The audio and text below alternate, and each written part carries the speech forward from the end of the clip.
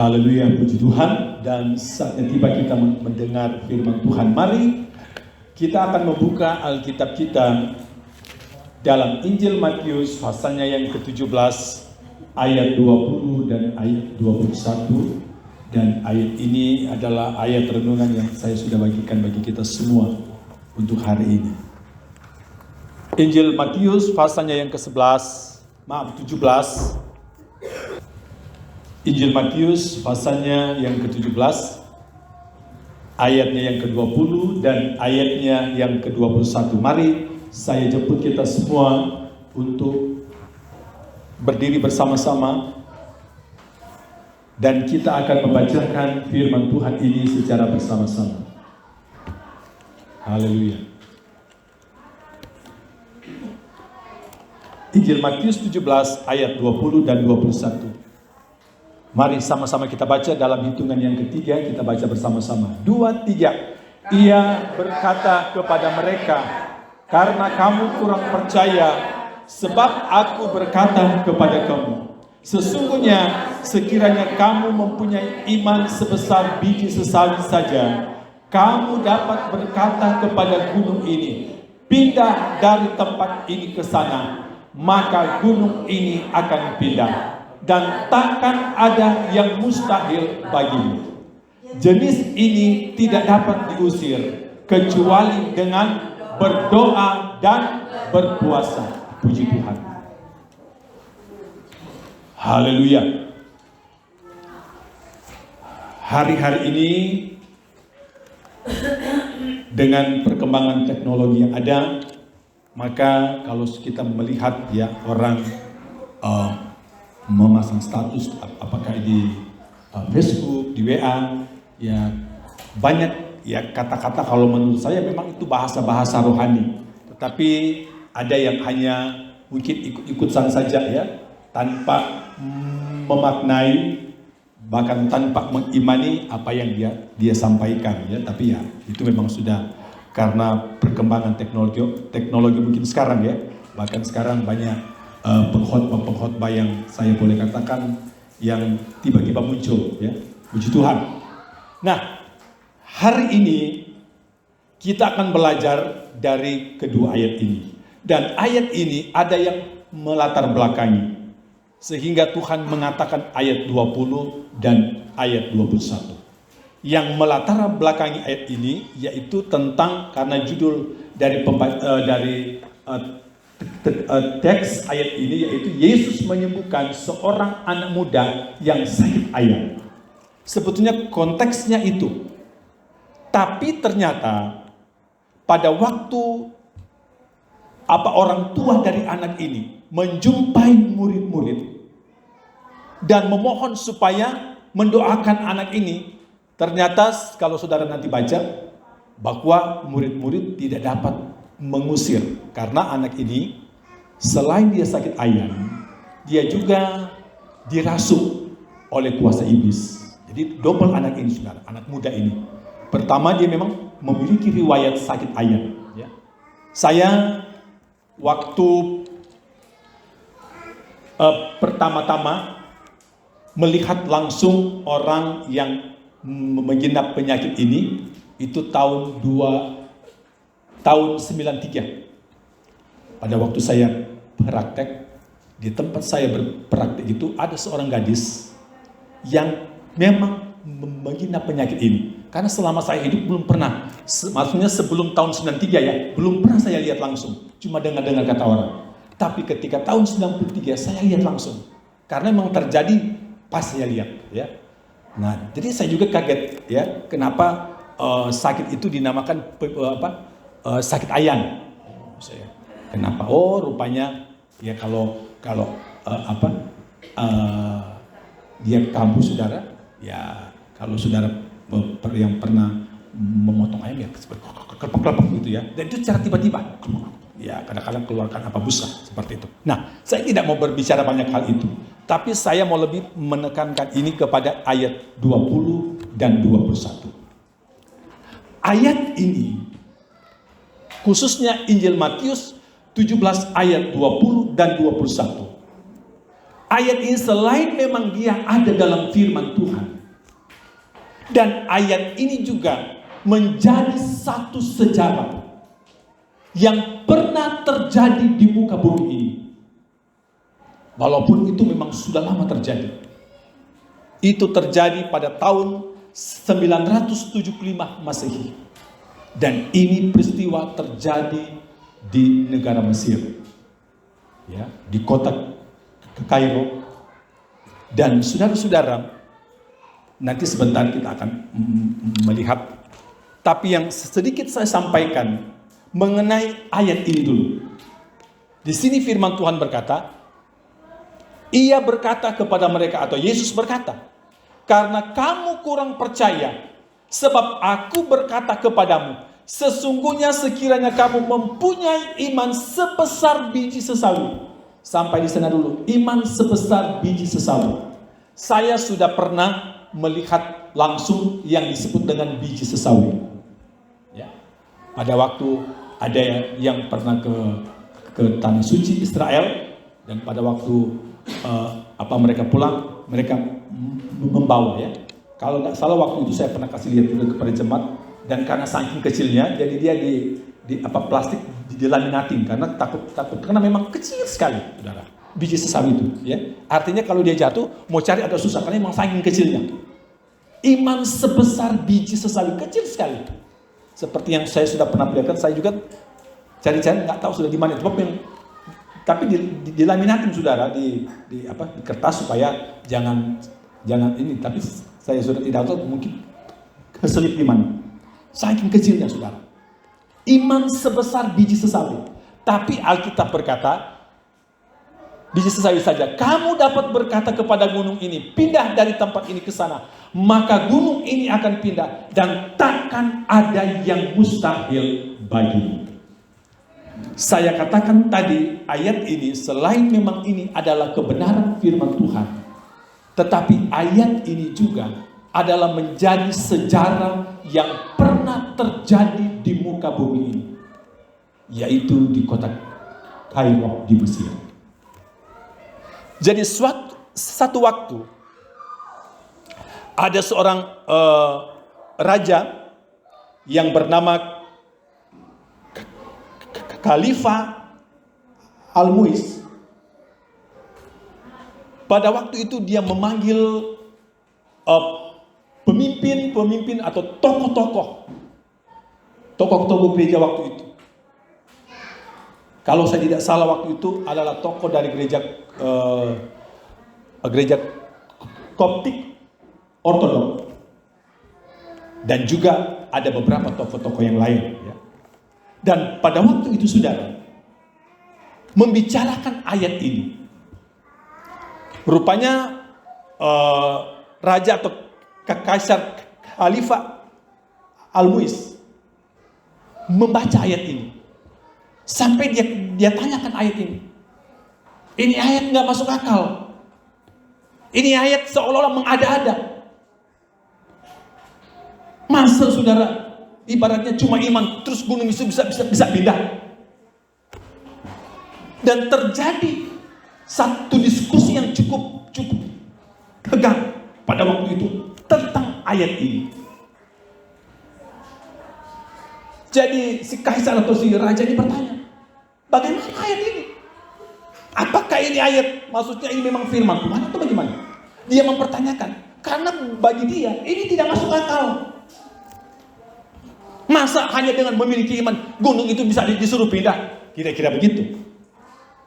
Lalu pada waktu itu tadi terjadi diskusi yang cukup ketat karena ayat ini dengan pemimpin pada waktu itu. Dan kalau nggak salah pada waktu itu yang menghadap adalah pemimpin dari gereja Koptik Ortodok.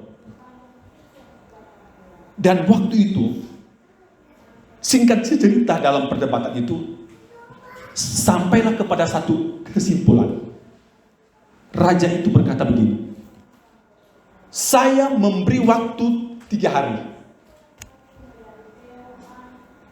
Dalam tempo 3 hari, perhatikan, dalam tempo 3 hari, itu gunung bukit saya akan lihat. Kalau itu tidak berpindah, maka akan ada mengalami satu tekanan bahkan sampai kepada kematian. Ini satu ancaman. Berhubungan dengan ayat ini, dan pada waktu itu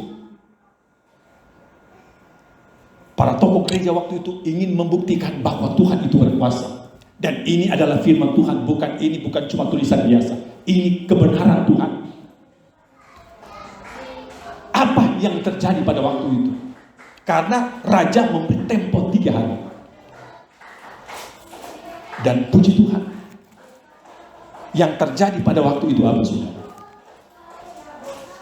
Pada waktu itu 3 hari waktu yang dikasih, waktu yang kesempatan yang diberikan, mereka menyerukan kepada orang-orang Kristen pada umumnya waktu itu, berdoa dan berpuasa. Ada seruan untuk berdoa dan berpuasa sehubungan dengan ayat ini. Apakah benar ayat ini? Apakah Tuhan bisa buktikan ayat ini?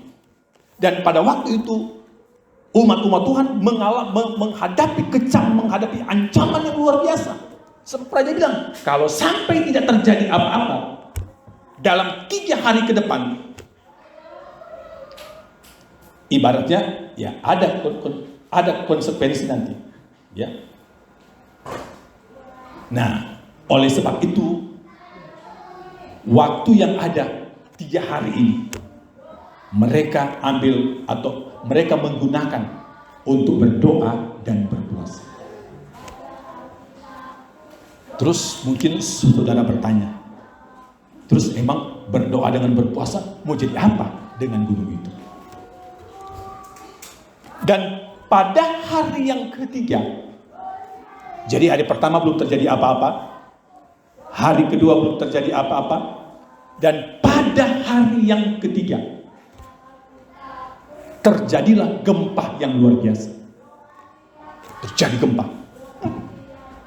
Tapi tentu gempa bukan seperti yang terjadi belakangan ini, ya. Bab ini lain, saudara. Ini ada fenomena spesial. Terjadi gempa waktu itu. Dan pada saat terjadi gempa, bukit ini mulai goyah, gunung ini mulai goyah karena gempa.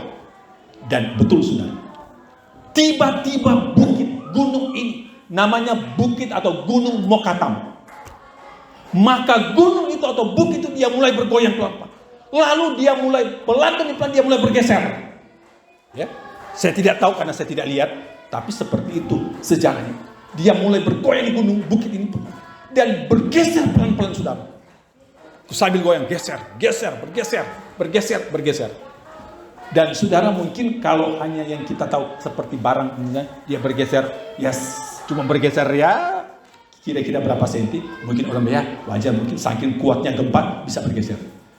Tahu nggak, saudara, bukit Mokatam, gunung Mokatam ini dia bergeser bukan hanya 1 meter, bukan hanya 2 meter, 3 kilometer dia bergeser. Dan ini ada bukti sejarah dan ini tidak bisa dilupakan. Karena ada yang bisa kelihatan. Karena sekarang gunung bukit itu sudah dipahat menjadi gereja yang megah dan terbesar mungkin di daerah Kairo. Karena kalau saya membaca dalam penguraian itu, saudara, itu memiliki atau bisa menampung 25.000 orang. Besar, saudara. Coba kita lihat dulu. Kita ingin buktikan bahwa inilah, coba tanyakan, inilah yang pernah terjadi. Ya, bukit yang namanya Mokatam yang ada di Kairo. Ya, coba saudara perhatikan, itu tampak depan daripada gereja yang ada di Kairo itu. Dan ini bukan seperti gereja yang pernah saudara lihat yang ada dimanapun selain hanya satu-satunya, ya, model gereja yang ada di dunia cuma satu-satunya. Coba tanpa depan ada cepat sedikit. Itu yang saudara lihat itu bukit, tapi yang ini bukit sudah dibangun ya, yang hanya depan saja. Tapi di baliknya itu itulah bukit ya, gunung Mokatam. Terus bagian dalamnya kita lihat sekarang. Tempat di mana ini kan bagian depannya. Ini dia sedang menceritakan itu saudara, tentang apa ya. Ini bagian dalamnya saudara lihat. Jadi yang sebagian di dalam goa, tapi separuh itu sudah beratapkan langit. Nah ini sudah dia seperti tribun, yang model gerejanya seperti tribun, karena ini bukan dibangun ya, tapi ini tinggal dirapikan saja. Ini bagian dalam dari saya akan nanti kasih tahu tentang nama gereja ini, sebab nama gereja ini memiliki banyak nama sesuai dengan kondisi. Nama gereja ini pertama disebut gereja sampah. Ya, saudara bingung ya, kok gereja disebut gereja sampah. Yang kedua, gereja ini disebut juga dengan gereja mujizat, karena itu tadi gunung yang bergeser. Dan gereja ini juga disebut dengan sebutan gereja Santo Simon, karena ini ada seorang Simon yang nanti seorang Koptik Ortodok. Terus yang keempat, gereja ini juga disebut dengan gereja goa, karena ini bentuk goa ini, ya. Jadi dia beratapkan ini tempat duduknya. Coba saudara kita tempat duduknya. Dan kalau sudah saudara sepertinya dari batu terus dibikin sedemikian rupa, ya. Saya percaya pada waktu pembuatan atau merapikan tempat itu, kalau mungkin Pak Melkis sudah ada pada waktu itu, mungkin salah satu Pak Melkis yang salah satu ada di situ ya. Karena ini memang, karena kalau saya tidak salah ini dari Eropa yang mengerjakan ini saudara ya. Coba terus jawab, ada yang di belakang. Nah ini tempat duduknya sudah bisa lihat. Itu yang tadi yang tampak depan, dia kalau masuk dia dari samping ya, dari samping terus dia muter ya. Karena ini kan bukan seperti gedung biasa, ini lain ya. Nah ini sudah kita perhatikan. Jadi di atas itu sudah diukir-ukir ya. Tapi intinya ya itu dia dari batu terus dirapikan ya. Nah saudara, nah ini saudara, kita perhatikan. Jadi seperti tribun saudara, jadi semua kelihatan ya. Dan ada tulisan-tulisan tentu ya, tulisan ya, ayat-ayat firman Tuhan ya. Nah jadi begini, itu dinamakan gereja sampah karena kalau menuju ke tempat ini akan melewat sebuah perkampungan atau sebuah tempat di dekat di dekat gereja ini, dan orang-orang yang tinggal di sana itu pekerjaannya, kalau di sini mungkin kalau kita bilang seperti saudara-saudara kita dari Madura ya, besi-besi tua jadi banyak sekali sampah ya, barang-barang bekas begitu ya, sampai kepada mungkin plastik-plastik pokoknya semua. Jadi kalau menuju ke tempat ini, nah ini saudara lihat, ini tumpukan-tumpukan. Ini menuju ke tempat yang tadi. Ini sudah lihat tumpukan-tumpukan seperti barang-barang ya rontok lah ya, kita perhatikan. Makanya dinamakan gereja sampah, karena di daerah ini memang seperti ini modelnya. Jadi orang-orang umumnya mengira, oh gereja mana? Oh gereja sampah. Saya kasih contoh kemarin begini, di Jakarta ada yang disebut dengan gereja ayam. Sebetulnya gereja itu bukan nama gereja ayam, tapi kebetulan yang gereja Pendiri Pasar Baru itu ada ayam di atas, ya. Mungkin penangkal petir itu disebutlah itu gereja ayam, karena itu bukan gereja ayam. Nah, contohnya ini bukan gereja, tapi itu menjadi ya ucapan orang, ya. Oh gereja mana? Oh Lapangan Banteng. Tapi kan itu kan bukan gereja Lapangan Banteng saudara yang ada di Jakarta itu, tapi itu sebutan orang karena sehubungan dengan tempat itu. Oh gereja mana? Oh gereja Gambir, ya karena berada di dekat stadion. Jadi seperti itu maksudnya. Karena sama dengan ini. Jadi sama dengan ini. Ini coba, ini yang contoh bahwa pemukiman yang ada di situ seperti itu kondisinya. Nah, saya rasa cukup dulu, saya akan jelaskan dulu ini. Jadi ayat tadi berkata, ia berkata kepada mereka, karena kamu kurang percaya, sebab aku berkata kepadamu, sesungguhnya sekiranya kamu mempunyai iman sebesar biji sesawi saja, kamu dapat berkata kepada gunung ini, pindah dari tempat ini ke sana, maka gunung ini akan pindah dan takkan ada yang mustahil bagimu. Ayat 21, ini yang akan saya tekankan.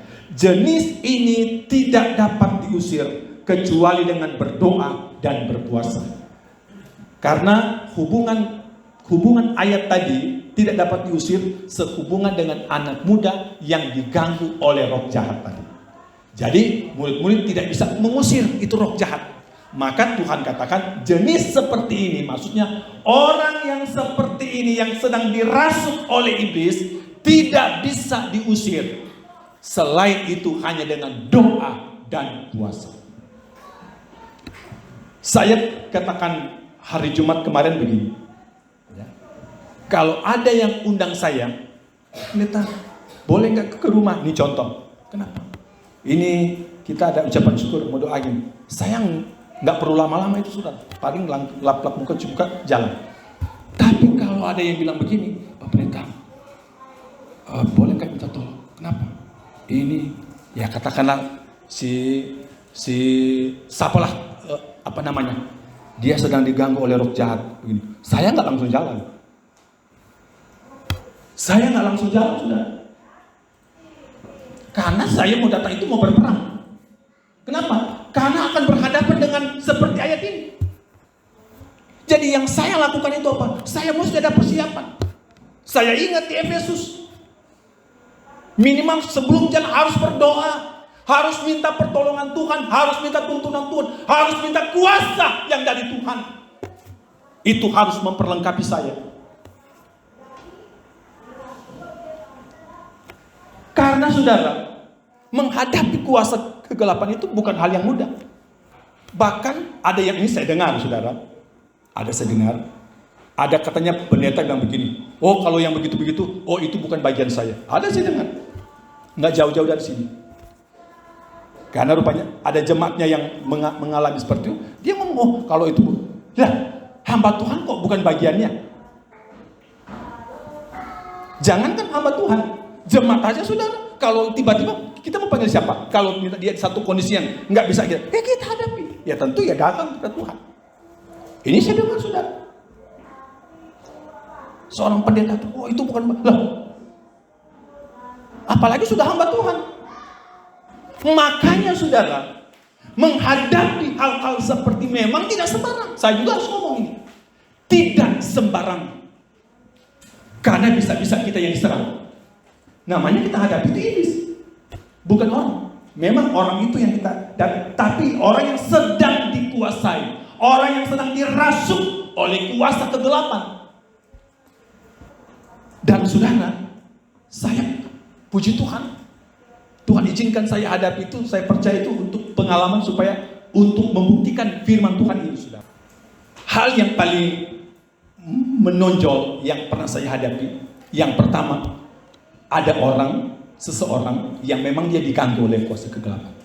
Yang kedua, ada suatu rumah tinggal, tempat tinggal, yang konon katanya ada penampakan roh-roh yang seperti itu, yang suka ada di rumah itu. Bahkan sudah sangat mengganggu. Kebetulan anak gadis di tempat itu suka melihat. Dia menceritakan kepada orang tuanya. Begini, suka begini. Terus kalau saya datang, saya tanya, sudah di mana? Dan itu saudara, saya alami itu, memang benar itu saudara. Kita jangan berkata setan itu nggak ada, oh jangan. Setan itu ada. Alkitab juga katakan ada kok. Siapa bilang setan tidak ada? Setan itu ada. Tuhan nggak pernah bilang setan tidak ada. Kan makanya dia bilang berjaga-jaga. Setan itu ada. Dan pada waktu ini yang saya mau ceritakan ini tempat yang diganggu, rumah yang didatangi. Benar saudara. Pada waktu saya baru mulai berdoa, itu waktu saya masih ingat posisi duduk. Pada waktu saya mulai berdoa saudara, tiba-tiba saudara, kok nggak ada orang? Tiba-tiba seperti ada apa ya? Ada satu kekuatan yang seperti menahan saya. Jadi kayak saya sudah lain. Wah, tekan rasa wah itu beda. Apalagi kalau kita mulai undang kuasa Tuhan, wah kita bisa wah ini beda. Wah langsung saya berdiri sudah. Wah sudah, jangan dia macam-macam. Saya langsung berdiri karena saya punya seperti di atas kepala saya ditaruh barang-barang. Wah saya harus berdiri. Saya mulai nyanyi. Saya mulai menyembah Tuhan. Haleluya. Saya mulai menyembah Tuhan. Haleluya. Wah saudara. Saya mulai bergerak sedikit. Saya pikir, wah kalau tidak ini bisa saya ini sudah. Saya mulai bergerak, haleluya. Oh saya mulai, baru saya mulai ini sudah. Wah, di dalam hati saya baru itu. Ya. Karena saya tanya sebagaimana dia sampai ke kamar mandi, saya tanya. Supaya kan saya tahu, oh ya. Tapi saya merasa memang betul itu. Karena pada waktu saya mau berdoa, saya rasa itu. Terus saya berdoa. Yang kedua adalah memang orang yang memang betul-betul dia diganggu oleh kuasa jahat. Orang kalau diganggu oleh kuasa jahat, dia punya muka jadi lain. Maaf, biar mukanya manis, ini maaf ya, biar mukanya manis kalau udah diganggu kuasa jahat, jadi lain mukanya. Seperti bahasa kita bilang, jadi sangar. Biar dia manis, biar dia cantik kalau perempuan. Kalau dia sudah diganggu oleh roh jahat, lain mukanya. Sorotan matanya pun jadi beda. Buddha memang udah bukan dia. Mau lihat, udah ada lain. Saya datang dia nengok. Dia kayak dia mau ini juga sama saya. Apa orangnya? Mau sama saya. Ya, soal. Saya bilang sama suami, tahan. Saya ingat guru-guru selalu mengajarkan kalau berdoa menghadapi orang yang begitu jangan pernah tutup mata, jangan minta dia tonjok. Karena namanya dia kan kalau kita mendoakan orang begitu bukan orang itu yang nonjok kan, setan yang kuasa dia. Suami yang tahan, saya juga ikut tahan. Sebab itu terus bergerak memaksa. Saudara, pada awalnya saudara seperti dia apa orang bilang? Makanya saya juga ingat itu ayat di dalam Efesus. Menghadapi tipu muslihat iblis. Baca dalam Efesus pasal 6 ayat 10, 11 dan 12. Tipu muslihat. Wah ya benar. Kalau dia mau tipu juga saya sudah. Dia pura-pura kayak kalau istilahnya sudah. Wah tiba-tiba dia mulai merontak tiba-tiba. Wah saya terus semua. Terus berdoa. Dia belum. Dia diam. Wah sudah paham gua. Saya menentang. Wah dia belum sudah. Terus saya apa sudah? Saya ini mesti ada betul-betul kekuatan dari Tuhan ini yang ekstra ya. Saya mulai menyembah Tuhan. Saya menyembah Tuhan. Oh, saya menyembah Tuhan. Saya menyembah Tuhan. Setelah saya menyembah Tuhan, saya rasa Roh Kudus sudah menguasai. Roh Kudus mulai berkarya. Saya paham sudah. Mulailah saya menentangnya. Dalam nama Yesus. Dalam nama Yesus. Keluar. Dalam nama saya menentangnya. Tiba-tiba dia berteriak. Oh ya, saya ingat ketika saya menyembah Tuhan, saya mulai berbahasa roh. Saya menyembah Tuhan. Terus saya mulai tengking. Tiba-tiba dia apa? Panas. Saya ingat. Roh Kudus sifatnya api. Sifat daripada Roh Kudus itu seperti api. Itu tergantung kondisi. Ya. Bisa dia kadang seperti air, tapi pada waktu itu karena berhadapan dengan iblis, sehingga Roh Kudus itu sifatnya menjadi seperti api. Dia teriak panas bahasanya kalau udah teriak berarti udah kena ini. Saya terus berapa? Saya pikir nanti berbohong lagi. Saya terus Yesus sampai suara saya itu waktu saya pulang udah tahu saya. Terus teriak Yesus, terus dia Tuhan. Wah akhirnya dia bilang dia mau pergi katanya. Oh enggak, saya bilang bohong lagi. Terus saya terus. Ini betul-betul dia pergi. Begitu dia udah lemes. Udah kalau udah begitu sudah. Jenis ini tidak dapat diusir kecuali dengan doa dan puasa. Makanya kalau ada hamba Tuhan yang ngomong itu bukan tugas saya, itu bukan bagian saya, terus bagiannya apa? Cuma terima persembahan.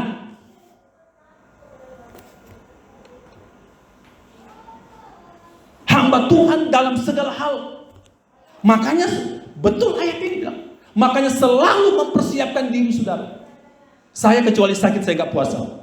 Tapi kalau sehat saya usahakan harus puasa. Bahkan pernah kurang enak sebetulnya, udah biar cuma setengah hari saya mesti puasa. Karena ini ayat saudara, kekuatan kita hanya dalam seperti ayat ini. Kita akan menghadapi minggu lalu saya lihat berita atau masih minggu yang kemarin ini saya melihat berita ya, bahwa hampir semua pemimpin besar dunia mengatakan bahwa tahun ke depan ini adalah tahun yang semakin sulit. Ya. Tapi saya percaya ayat ini berkata, ya, gunung saja bisa pindah kalau kita memiliki iman kepada Tuhan. Gunung saja bisa pindah, bisa bergeser kalau kita doa dan puasa. Jadi ayat ini yang Tuhan, saya percaya kejadian peristiwa diizin, saya pikir itu diizinkan Tuhan. Diizinkan Tuhan, hati daripada si Raja Mesir ini dikeraskan supaya menekan orang Kristen waktu itu. Saya percaya Tuhan izinkan itu. Karena Tuhan ingin buktikan kepada dia juga bahwa orang yang disembah oleh orang yang percaya kepada Tuhan.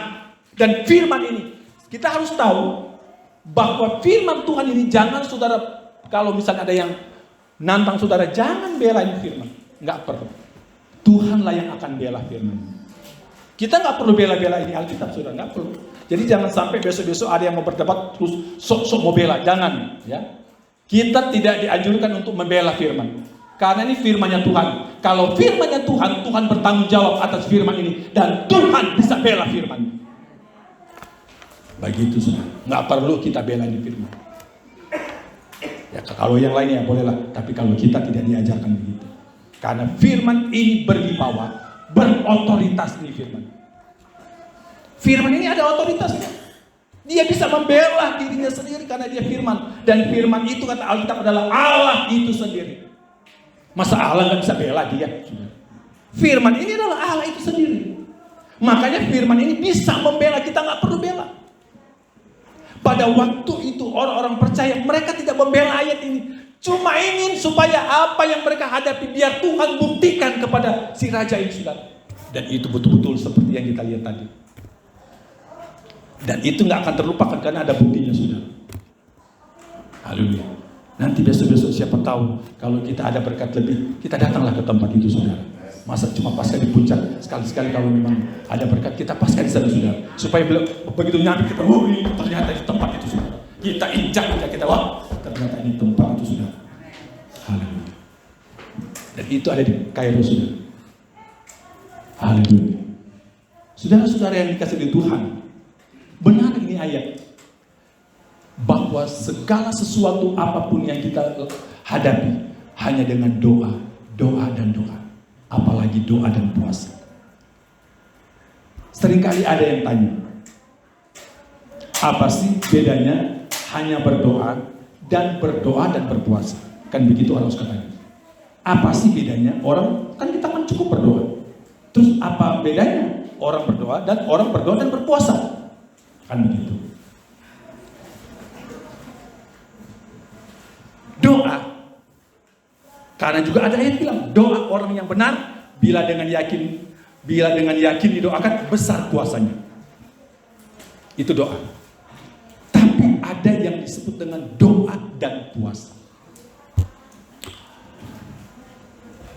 Saya kasih ibarat, kalau senjata, doa itu seperti senjata. Tapi mungkin tingkat kekuatan untuk menghancurkan sesuatu itu, sasaran yang diarahkan itu akan mungkin meledak, tapi kurang besar. Begitu. Tapi kalau sudah doa, berpuasa, akan meledak lebih dahsyat lagi, saudara. Ada satu kekuatan yang lebih lagi yang terjadi. Saudara-saudara yang dikasihi Tuhan, saya masih ingat saya berpraktek di sini ada anak dari gembala yang saya berpraktek, itu yang duduk paling belakang. Itu orang tuanya tempat saya berpraktek. Saya ingat pada tahun 96-97 waktu itu sudah mulai terjadi ya banyak ya yang kita tahu kejadian waktu itu. Dan saya ingat waktu itu setiap saya telepon berdering terus. Berdering itu untuk memberitahukan, ada yang mau kasih informasi biasanya pemerintah dari saudara ini di daerah yang begini, waduh dikit. Akhirnya ternyata saya bisa alami itu. Ternyata teror kadang-kadang lebih membuat orang lebih puyeng daripada ketika dia diserang. Waduh dikit, waduh akhirnya daripada kita ambil waktu, lepaskan itu, berdoa semua. Udah kita doa terus berdiri terus memberitahu dari pemerintah, sudah ini dan sini, waduh itu tahun-tahun segitu sudah. Yang kita tahu sampai ke Jakarta, sebab itu kan berawal dari daerah sana. Waduh saudara. Tapi betul saudara, dengan berdoa kita akan mengalami pertolongan Tuhan. kita akan mengalami pembelaan Tuhan yang luar biasa. Sebab dengan doa dan puasa, apa yang manusia tidak bisa buat, Allah sanggup lakukan. Tuhan sanggup kerjakan, saudara. Di luar akal, di luar nalar. Sama dengan yang tadi, itu di luar nalar, saudara. Belum pernah ada alat secanggih apapun di dunia ini yang dapat lakukan, yang bisa pindahkan itu. Belum pernah. Kalau menghancurkan mungkin bom hancur, mungkin bisa. Tapi untuk memindahkan, belum pernah terjadi. Tapi kuasa Tuhan sanggup pindahkan itu, saudara. Kuasa Tuhan sanggup pindahkan itu, saudara. Dan firman Allah berkata, jenis ini tidak bisa diusir, tidak bisa dilakukan, kecuali berdoa dan berpuasa. Jadi saya mau katakan, saudara, apapun yang kita hadapi, pergumulan sesulit apapun, coba saudara lakukan. Saudara berdoa mungkin belum ada, tapi saudara coba ambil doa dan berpuasa. Saudara akan melihat, saudara akan mengalami sesuatu yang lebih lagi. Allah akan nyatakan dalam kehidupan kita. Dan saya mau katakan untuk hari-hari ke depan, mari himbauan mungkin saya, banyak-banyaklah kita berdoa. Saya nggak pernah takut dengan pemberitaan apapun yang disampaikan, tidak. Tapi itu mendorong saya untuk semakin lebih mengimani firman Tuhan. Itu maksud saya. Ya. Saya tidak takut dengan apa yang tapi mendorong saya untuk apa? Lihat, buktikan itu firman Tuhan. Bagaimana kita buktikan? Berdoa, berdoa, dan berdoa. Kita akan melihat pertolongan Tuhan. Kita akan melihat pembelaan Tuhan. Dan kita akan melihat campur tangan Tuhan. Apapun yang kita hadapi, apapun yang kita alami, saya percaya kita semua akan mengalami kemenangan yang luar biasa. Dan kemenangan itu tidak ada dengan cara lain. Tapi kemenangan itu hanya ada di dalam nama Tuhan Yesus Kristus.